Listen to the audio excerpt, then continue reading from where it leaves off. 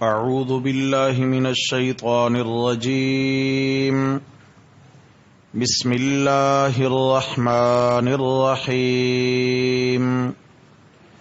يا بني إسرائيل اذكروا نعمتي التي أنعمت عليكم وأني فضلتكم على العالمين. واتقوا يوما لا تجزي نفس عن نفس شيئا ولا يقبل منها شفاعة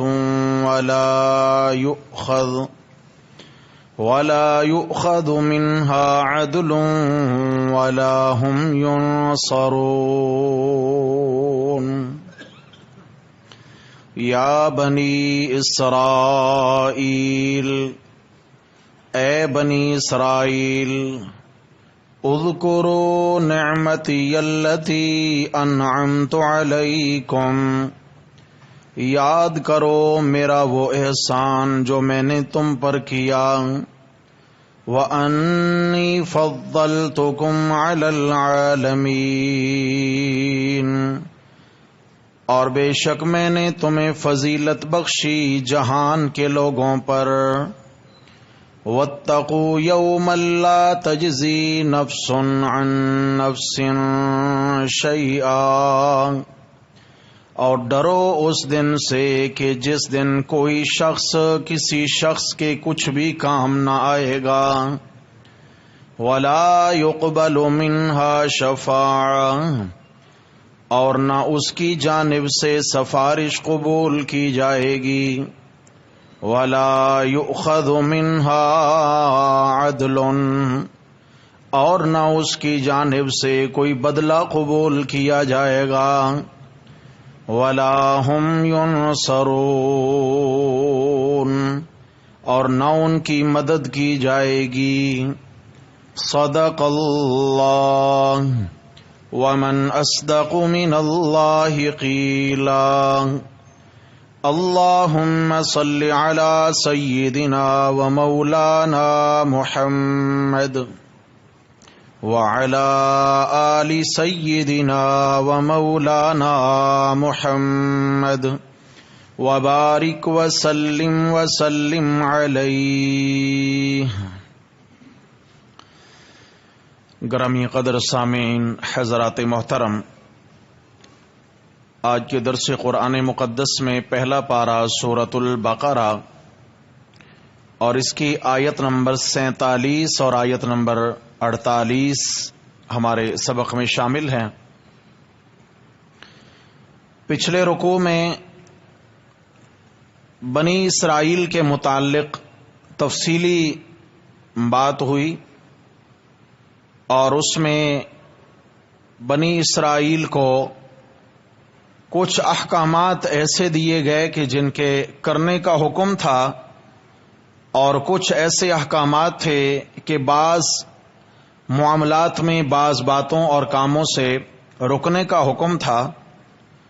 بنی اسرائیل نے یعنی مدینہ کے یہود نے قرآن مقدس کے احکامات کو قبول نہ کیا، اور جو قرآن کے نواہی تھے جن سے رکنے کا حکم تھا ان سے نہ رکے. تو اللہ رب العزت نے پھر اس کے بعد اگلے رکوع میں بنی اسرائیل کو مکرر خطاب فرمایا، یعنی ان کی اصلاح مقصود تھی. اور بنی اسرائیل چونکہ یہ عام لوگ نہیں تھے، یہ انبیاء علیہم الصلاۃ و تسلیمات کی اولادیں تھیں، اور عام لوگ نہ تھے. مذہبی اعتبار سے بھی سرداری انہی کے گھر میں رہی اور دنیا کے اعتبار سے بھی سرداری انہی کے پاس رہی. تو ان کا ایک معاشرے میں مقام تھا، ایک بات تھی، ایک نام تھا. لوگ ان کی بات سنتے تھے، لوگ ان کا احترام کرتے تھے. تو لازمی سی بات ہے کہ جب اعلیٰ طبقہ کے لوگ اسلام کی طرف راغب ہوں گے تو عوام الناس جلد راغب ہو جائے گی. اور اگر یہ معاشرے کے بڑے لوگ اگر اسلام سے رکیں گے تو ان کے دیکھا دیکھی پبلک بھی دین کے قریب نہیں آئے گی. تو ان کی اصلاح مقصود تھی. اللہ رب العزت نے اگلے رکوع کے اندر پھر 10 باتیں ارشاد فرمائی ہیں. یہود کے لیے، بنی اسرائیل کے لیے 10 باتیں ارشاد فرمائی ہیں، جن میں سے 8 انعامات کا تذکرہ کیا ہے. فرمایا کہ تم میری دعوت کو کس منہ سے ٹھکراتے ہو؟ اپنا ماضی تو پلٹ کر دیکھو. میں اللہ کے تمہارے گھرانوں پر کتنے احسانات ہیں. میرا یہ احسان، وہ احسان، وہ احسان، اسے یاد کرو، اسے یاد کرو. اور ایسے ایسے احسانات جو بنی اسرائیل ہی پر ہوئے ہیں، اس کے علاوہ کائنات میں کسی قوم پر نہیں ہوئے. تو 8 انعامات یاد دلائے گئے اور ان کے دلوں میں جذبہ تشکر کو اجاگر کیا گیا. میں اللہ کے انعامات کو یاد کر کے شکر گزار بندے بن کر زندگی گزارو. اور شکر نہ کرنے کی صورت میں آخر میں اس رکوع کے 2 سزاؤں کا بیان آئے گا. یعنی 8 انعامات، ان پر جذبہ تشکر کی دعوت ہے کہ تم جذبہ تشکر اپنے دلوں میں پیدا کرو اور میں اللہ کے شکر گزار بندے بن کر زندگی گزارو. بصورت دیگر ان 2 عذابوں کے لیے تیار ہو جاؤ. 8 انعامات اور 2 عذاب، یہ 10 باتوں کا بیان اس رکوع میں آئے گا. خطاب بنی اسرائیل سے ہے. آپ صلی اللہ علیہ وسلم کے زمانہ کے یہودیوں سے خطاب ہے. آپ صلی اللہ علیہ وسلم جب مدینہ طیبہ تشریف لائے تو وہاں پر اکثر آبادی یہود کی تھی، اور وہاں کے تاجر بھی یہود تھے، اور وہاں کے نامور علماء بھی یہود میں پائے جاتے تھے. تو ان کا ایک نام تھا، ان کا ایک مقام تھا. اس لیے اللہ تبارک و تعالی نے ان کی اصلاح کے پہلو بیان فرمائے. سب سے پہلے اجمالی طور پر ان کو ترغیب دی ہے شکر کرنے کی. فرمایا یا بنی اسرائیل، اے بنی اسرائیل کے لوگوں، اذکروا نعمتی، میرے احسانات کو یاد کرو. اذکروا نعمتی، دیکھو میں نے تمہارے ساتھ کیا کیا بھلا نہیں کیا، کیا کیا میں نے تمہیں عزت نہیں دی معاشرے میں. اذکروا نعمتی التی انعمت علیکم، وہ جو میں نے تم پر احسانات کیے انہیں یاد کرو. بطور خاص یہ احسان تھا کہ وَأَنِّي فَضَّلْتُكُمْ عَلَى الْعَالَمِينَ، میں نے اس زمانے کے لوگوں پر تمہیں فضیلت عطا فرمائی تھی. ان جملوں کو احباب سمجھیے گا. بعض اوقات لوگوں کے ذہنوں میں ایک شبہ پیدا ہوتا ہے کہ قرآن نے کہا کہ فضلتکم علی العالمین، میں نے تمہیں فضیلت دی جہان کے لوگوں پر، میں نے تمہیں بڑائی عطا فرمائی جہان کے لوگوں پر. تو اس سے تو یہ بات پتہ چلتی ہے کہ بنی اسرائیل کو امت محمدیہ پر فضیلت حاصل ہے. جب جہان کے لوگوں پر بات آ گئی ہے تو پھر تو اس کا مطلب ہے کہ بنی اسرائیل کو آپ صلی اللہ علیہ وسلم کی امت پر بھی فضیلت حاصل ہونا چاہیے. نہیں میرے بھائی، ایسی بات نہیں ہے. اس کا مقصد تمام مفسرین کرام نے لکھا ہے انی فضلتکم علی العالمین، اس زمانے کے لوگوں پر میں نے تمہارے آباء و اجداد کو فضیلت عطا فرما رکھی تھی. کیا مطلب؟ ان کے معاصرین، ان کے ہم زمانہ لوگ، بنی اسرائیل کے ہم زمانہ لوگوں پر اس امت کے آنے سے پہلے جتنی بھی قومیں گزری ان سب پر بنی اسرائیل کو فوقیت اور برتری حاصل تھی. اور برتری حاصل کیسے تھی؟ یہ اللہ رب العزت نے سورۃ المائدہ کے اندر اس برتری کی وجہ بیان فرمائی ہے. سورۃ المائدہ اور اس کی آیت نمبر 20 ہے.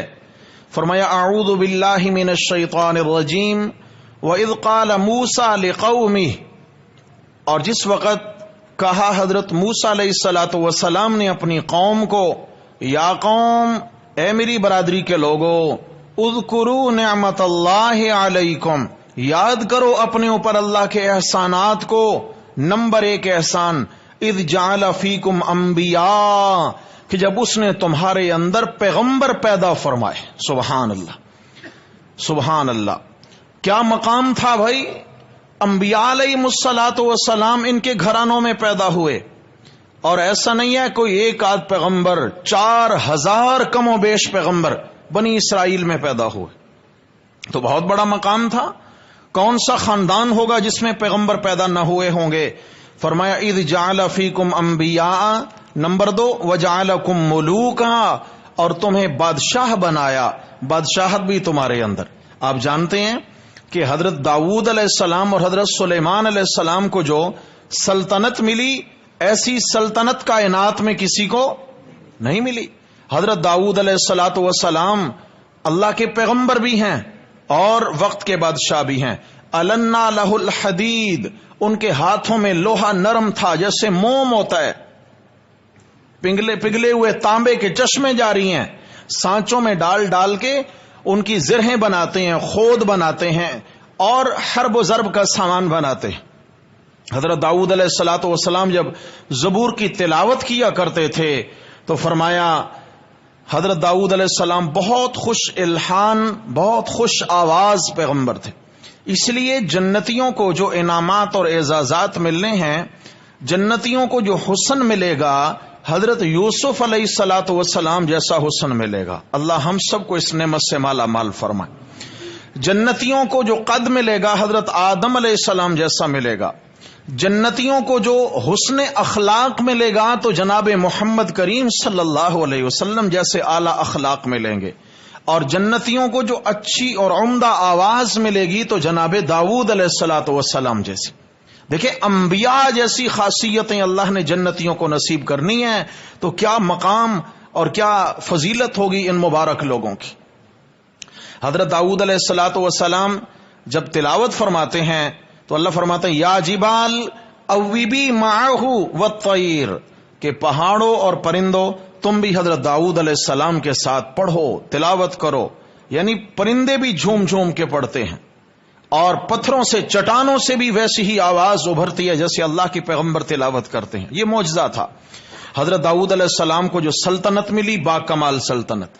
پھر اس کے بعد ان کے بیٹے حضرت سلیمان علیہ الصلوۃ والسلام کو نبوت بھی ملی، معجزات بھی ملے اور سلطنت بھی ملی۔ یہ دونوں پیغمبر بنی اسرائیل کے پیغمبر ہیں، یہ باپ بیٹا بھی ہیں اور دونوں پیغمبر بھی ہیں، اور ان کا تعلق کس قبیلے سے ہے؟ بنی اسرائیل سے۔ حضرت سلیمان علیہ الصلوۃ والسلام انسانوں کے بھی حکمران ہیں، جنات کے بھی حکمران ہیں، پرندوں کے بھی حکمران ہیں، ہوا پر بھی ان کا حکم چلتا ہے۔ ہوا کو حکم دیتے ہیں کہ میرا تخت اٹھا لیجئے اور یہاں سے وہاں پہنچا دیجئے، اور تخت وہ کوئی عام نہیں ہے۔ حضرات مفسرین کرام نے لکھا ہے کہ وہ تخت سونے کا بنا ہوا، چاندی کے جوڑاؤ والا، موتیوں کے جوڑاؤ والا، اور اس پہ 4000 سونے کی کرسیاں لگی ہوئی ہیں۔ 4000 سونے کی کرسیاں، اس پہ اللہ کے پیغمبر بیٹھتے ہیں، ان کے صحابہ بیٹھتے ہیں، اور پھر ہوا اسے اپنے جو ہے نا دوش پہ اٹھا کے اڑاتی ہے، اور اتنا تیز رفتاری سے وہ تخت سفر کرتا ہے کہ فرمایا غدوها شہر ورواحها شہر، صبح کی سیر کے وقت کے لیے جب نکلتے ہیں، صبح کی سیر کا وقت گزرتا ہے تو مہینے کی مسافت طے ہو جاتی ہے، اور شام کو جب نکلتے ہیں تو بھی مہینے کی مسافت طے ہو جاتی، اتنا تیزی سے۔ جدید ٹیکنالوجی کا دور ہے، سائنس کا جادو سر چڑھ کے بول رہا ہے، لیکن اس کے باوجود کسی بھی طاقتور ترین ملک نے اتنا بڑا ہوائی جہاز آج تک تیار نہیں کیا۔ اتنا ترقی یافتہ اور ٹیکنالوجی اور سائنس کے دور میں اتنا بڑا جہاز نہیں بنا کہ اس میں 4000 مسافر سفر کرتے ہوں۔ یہ آج سے تقریباً 4000 سال پہلے حضرت سلیمان علیہ السلام کو اللہ تعالیٰ نے بطور معجزہ کے نعمت نصیب فرمائی تھی۔ اور پھر پرندے باتیں کرتے ہیں آپس میں، پرندوں کی چوں چاں سمجھ لیتے ہیں۔ علمنا منطق الطیر، فرمایا ہمیں پرندوں کی بولیاں بھی سکھا دی گئی ہیں۔ سبحان اللہ، پرندوں کی بولیاں سکھا دی گئی۔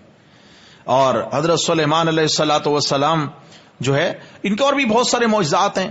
بالآخر حضرت سلیمان علیہ الصلوۃ والسلام کو جو سلطنت ملی، وہ سلطنت بھی اتنا زبردست قسم کی سلطنت ہے کہ اس زمانے کے بادشاہوں میں نہ اس سے پہلے ایسی سلطنت کسی کو ملی، نہ بعد میں کسی کو ایسی سلطنت ملی ہے۔ حضرت سلیمان علیہ الصلوۃ والسلام کی طرف اشارہ کر کے قرآن گویا کہہ رہا ہے وَجَعَلَكُمْ مُلُوكًا، اور تمہیں بادشاہ بھی بنایا، وَآتَاكُمْ، نمبر 3، وَآتَاكُمْ مَا لَمْ يُؤْتِ أَحَدًا مِّنَ الْعَالَمِينَ، اور تمہیں وہ کچھ دیا میں اللہ نے جو میں نے جہان میں کسی کو نہیں دیا تھا۔ بنی اسرائیل پر اللہ نے احسانات گنوائے۔ اچھا پھر آگے یہ سارے رکوع میں یہی بات چلی. تو واپس آئیں. اس آیت میں سب سے پہلے کیا ہے؟ ترغیب ہے. ابھی وہ 8 انعامات کا تذکرہ اس رکوع میں آگے چلے گا, ابھی تک نہیں ہے, اس میں آگے چلے گا. پھر جب ان کا انکار ہوا, ان کی ناقدری ہوئی, تو 2 قسم کے عذاب ہے بنی اسرائیل پر. لیکن اصل کیا ہے؟ سبق اور تنبیہ ہے امت محمدیہ علی صاحبہ الصلاۃ و تسلیمات کے لیے. آپ صلی اللہ علیہ وسلم کی امت کو اصل سبق سکھانا مقصود ہے کہ تم سنبھل کے زندگی گزارو. اگر تم نے میری نعمتوں کی ناقدری کی تو بنی اسرائیل جیسا تمہارا حشر ہو سکتا ہے. اللہ ہم سب کی حفاظت فرمائے. تو یہاں کیا فرمائے؟ اذکروا نعمتی التی انعمت علیکم, یاد کرو میرے احسانات جو میں نے تم پر کیے. وانی فضلتکم علی العالمین, اور میں نے فضیلت بخشی تمہیں جہان کے لوگوں پر. کیا مطلب ہے؟ اس امت پر نہیں, اس زمانے کے لوگوں پر. اے مدینہ کے یہودیوں, تمہارے آباء و اجداد کو میں اللہ نے فضیلت بخشی تھی, یعنی بے اعتبار بادشاہت کے. پھر آگے فرمایا ترہیب ہے, ڈراوا ہے آخرت کا. واتقوا, اور ڈرو, یومن, اس دن سے, لا تجزی نفس عن نفس شیئا, کہ جس دن کوئی شخص کسی کے ذرہ بھی کام نہیں آ سکے گا. نفسی نفسی کا عالم ہوگا میرے بھائی. وہ ایسا مشکل وقت ہوگا کہ تمام انبیاء کرام علیہم الصلاۃ و تسلیمات کی زبان پر بھی یہی جملہ ہوگا, یا رب نفسی, یا رب نفسی. ربا میرا خیال رکھنا, مولا میرا خیال رکھنا, الہ میرا خیال رکھنا, اے میرے اللہ مجھے محفوظ رکھنا. ہر پیغمبر کی یہ صدا ہے, لیکن میرے اور آپ کے محبوب نبی حضرت محمد کریم صلی اللہ علیہ وسلم کی ہستی ہوگی جن کی زبان پہ یہی نعرہ ہوگا, یا رب امتی امتی امتی. میرے مولا میری امت کا خیال رکھنا. میرے بھائیو ذرا سوچ کے بتائیں, جس پیارے آقا نے اس مشکل گھڑی میں بھی اپنے سے زیادہ اپنی امت کو یاد رکھنا ہے, کیا اس نبی صلی اللہ علیہ وسلم کی قربانیوں کو بھلا دیا جائے؟ بولو بھائی. آپ صلی اللہ علیہ وسلم کا سچا امتی, آپ کا وفادار امتی وہ ہے جو میرے نبی صلی اللہ علیہ وسلم کی ایک ایک سنت کو اپنی زندگی بنا لے, میرے نبی کے ایک ایک طریقے کو اپنی حیات جاویدانی سمجھے کہ میری کامیابی ہے تو آقا صلی اللہ علیہ وسلم کے مبارک طریقوں میں. میری زندگی گزرے تو میرے نبی صلی اللہ علیہ وسلم کی سنت کے مطابق گزرے. میرے گھر کا ماحول سنت کے مطابق ہو, میرے باہر کا ماحول, میرا کاروبار, میری دکانداری, میرا لین دین, میرا دفتر, جہاں بھی میری زندگی کے گوشے ہیں وہاں وہاں اللہ کے نبی کا دین زندہ رہنا چاہیے. انشاءاللہ جب یہ سوچ بن جائے گی تو پھر اللہ تبارک و تعالی وہ عزت دیں گے کہ انسان سوچ بھی نہیں سکتا. حضرت حذیفہ ابن یمان رضی اللہ تعالیٰ عنہ آپ علیہ السلام کے سفیر بن کر روم کے عیسائی بادشاہ کے دربار میں گئے ہیں. روم کا عیسائی بادشاہ, یعنی یوں سمجھیں اس زمانے کی یہ سپر پاور سٹیٹ تھی.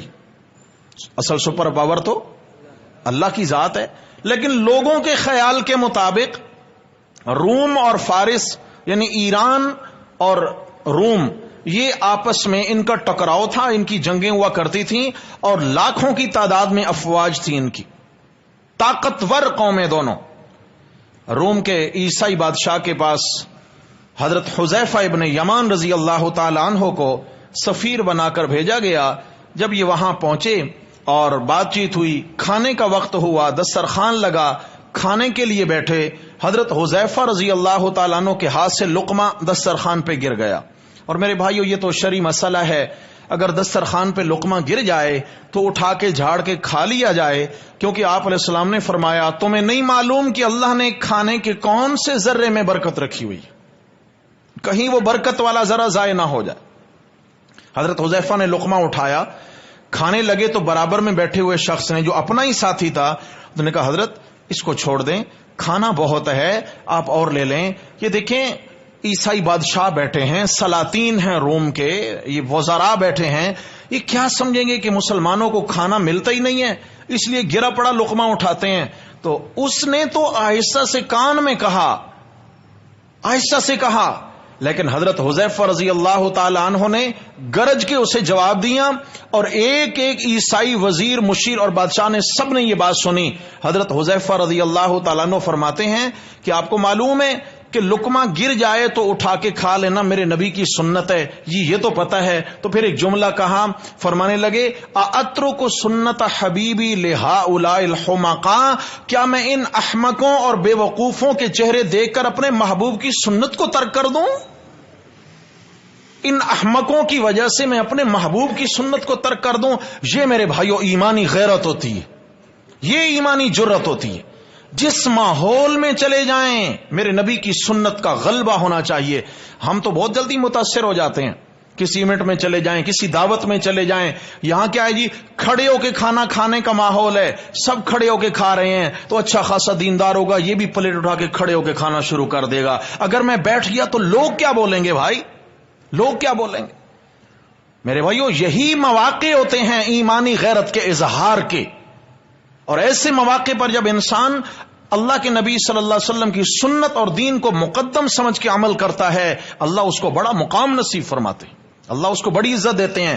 ایک سنت زندہ کرنے والا بیٹھ کے کھانا کھانے لگ جائے، خدا کی قسم سارے ماحول پہ اثر پڑے گا، اس کا سارے ماحول پہ اثر پڑے گا۔ ظاہری طور پہ پتہ نہیں لگتا، لیکن چوٹ پڑے گی سارے ماحول پر۔ اللہ ہمیں سنتوں کے احیاء کی توفیق نصیب فرمائے۔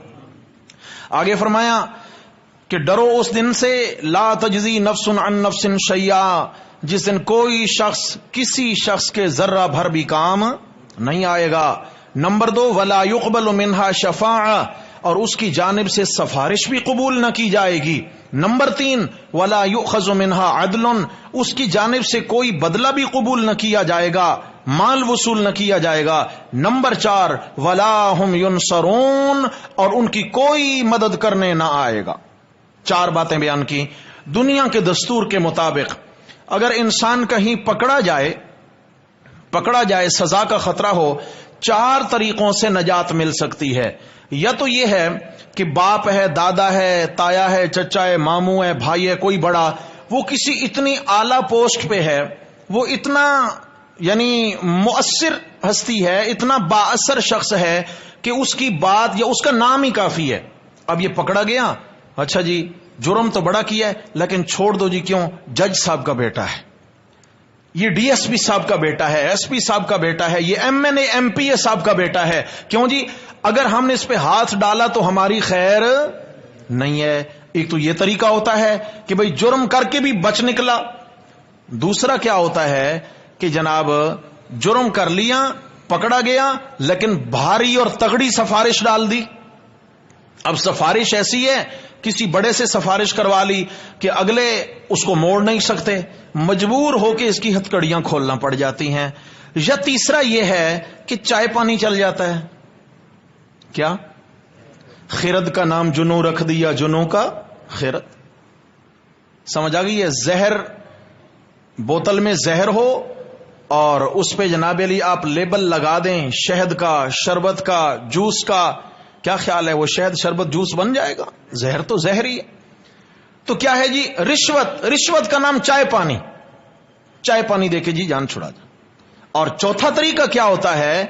ینصرون، کہ یہ طبقہ جرم کرنے والا، اس کی پارٹی اتنی سٹرانگ، اتنی طاقتور ہو کہ یہ جیل کی سلاخیں توڑ کے نکال کے لے جائیں اس کو، ایسی مدد کو آئیں، اتنے طاقتور ہوں۔ 4 طریقے ہوتے ہیں، لیکن میرے رب نے فرمایا قیامت کے دن جس کو میں نے گرفتار کر لیا، میرے فرشتوں نے جس کو ہتھکڑیاں لگا لی، فرمایا پھر یہ 4 طریقے دن قیامت کے کارگر ثابت نہیں ہوں گے۔ دنیا میں کیا ہوتا ہے کہ بھائی یہ M N A M P A صاحب کا بیٹا ہے، نام ہی کافی ہے، لہذا چھوڑ دو۔ وہاں فرمایا لا تجزی نفس عن نفس شیئا، وہاں کوئی کسی کے کام، جتنا بڑے کا بیٹا ہو، بادشاہ کا بیٹا ہو، وزیر کا بیٹا ہو، گورنر کا بیٹا ہو، فرمایا دن قیامت کے کوئی رشتہ کام نہیں آئے گا۔ نمبر 2 ولا يقبل منها شفاعہ، دنیا میں تگڑی سفارش کام کر جاتی ہے، فرمایا اس دن سفارش بھی کام نہیں آئے گی۔ یہاں سفارش ہمارا ایمان ہے کہ رسول اللہ صلی اللہ علیہ وسلم اپنے امت کے گناہ گاروں کے حق میں سفارش فرمائیں گے، ہے نہیں ہے بھائی؟ ہمارا ایمان ہے۔ اللہ ہم سب کو شفاعت نصیب فرمائے۔ حفاظ قرآن باعمل حافظ قرآن، جس کا قرآن کے حلال و حرام پر عمل بھی ہے، وہ 10 گناہ گاروں کے حق میں سفارش کرے گا، قبول ہوگی نہیں ہوگی؟ جی ایک شہید جس نے اللہ کی راہ میں اپنی گردن کٹائی وہ 70 گناہگاروں کے حق میں سفارش کرے گا، قبول ہوگی۔ ایک باعمل عالم جس کا قرآن و سنت کے مطابق علم و عمل ہے تو وہ 70 گناہگاروں کی بخشش کا سبب بنے گا۔ کون جی؟ ہاں سمجھ آ گیا۔ یہ مولویوں کو جی بھر کے گالیاں دیا کرو، سمجھ آ گیا نا، علماء ایسے علماء ایسے علماء ایسے، پگڑی اچھالیں علماء کی، صحیح ہے نا جی؟ کبھی سیاست کا رنگ دے کے، کبھی مذہب کا رنگ دے کے، کبھی کوئی رنگ دے کے۔ ذرا ہم سوچ لیں، خدا نخواستہ اگر ہم غلطی کر رہے ہیں تو دن قیامت کے نقصان ان کا نہیں، ہم اپنا کر رہے ہیں۔ ان کا کچھ نہیں بگڑے گا، ایمان اپنا جائے گا۔ العلماء ورثۃ الانبیاء، آپ علیہ السلام نے فرمایا کہ حق سچ کے جو علماء ہیں وہ نبیوں کے مشن کے وارث ہیں، انبیاء کے مشن کے وارث۔ اللہ ہم سب کو اہل حق علماء کی دل سے قدر نصیب فرمائے۔ تو فرمایا دن قیامت کی یہ سارے سفارش کریں گے، چھوٹے بچے انتقال کر جاتے ہیں، ماں باپ کے حق میں شفاعت ہوگی۔ یہاں فرمایا کہ کوئی سفارش کام نہیں آئے گی۔ یہاں ایک تو وہ سفارش ہے جو دنیا میں طاقتور سفارش سمجھی جاتی ہے کہ طاقتور سفارش کرواؤ تاکہ وہ اسے موڑ نہ سکے۔ اللہ کے ہاں کوئی طاقتور نہیں ہے، اللہ کے ہاں کسی کی سفارش روب داب کے انداز سے نہیں چلتی۔ یا دوسرا معنی یہ ہے، یہ اللہ والے سفارش کریں گے، انبیاء کریں گے، شہداء، علماء، حفاظ، یہ سب کریں گے، لیکن ایمان والوں کے حق میں ہوگی، کفار کے حق میں نہیں۔ ایمان ہے تو سفارش ہوگی انشاءاللہ، اللہ ایمان نصیب فرمائے۔ اور آگے فرمایا وَلَا هُمْ، ہاں ایک تو سفارش نہیں چلے گی، اور دوسرا فرمایا وَلَا يُؤْخَذُ مِنْهَا عَدْلٌ، وہاں ان سے کوئی بدلہ قبول نہ کیا جائے گا، یعنی رشوت نہیں لی جائے گی، کسی فرشتے کی مٹھی گرم کریں اور پتلی گلی سے نکل جائیں، یوں کام نہیں چلے گا۔ دنیا کے فرشتوں کی مٹھی تو گرم ہو جاتی ہے نا، سرکاری فرشتوں کی، لیکن وہاں خدائی فرشتوں کی مٹھی گرم نہیں ہوگی میرے بھائی، سمجھ آ گئی ہے؟ وَلَا يُؤْخَذُ مِنْهَا عَدْلٌ، وہاں رشوت قبول نہ کی جائے گی۔ وَلَا هُمْ يُنصَرُونَ، اور دنیا میں سمجھتے ہیں ہمارا جتھا مضبوط ہے، پارٹی مضبوط ہے، ہم جناب سلاخیں توڑ کے، ہتکڑیاں توڑ کے نکال کے لے آئیں گے۔ لَا هُمْ يُنصَرُونَ، فرمایا اللہ کے ہاں کوئی بھی مدد کو نہیں آئے گا، نہ کوئی طاقتور ہے، نہ کوئی جتھا ہے، نہ پارٹی ہے، نہ جماعت ہے، نہ تنظیم ہے، نہ قبیلہ ہے۔ لا ہم ینصرون، اس دن کوئی بھی مدد کو نہیں آئے گا۔ تو چاروں طریقوں کی نفی کر دی۔ ہاں الا من رحم، فرمایا دن قیامت کے کوئی نہیں بچا سکے گا اللہ کی گرفت سے، ہاں جس پہ اللہ خود مہربان ہو جائیں تو اور بات ہے، اللہ اپنی رحمت کا دروازہ کھول دیں تو اور بات ہے، ورنہ کوئی زبردستی اللہ سے چھڑا سکتا۔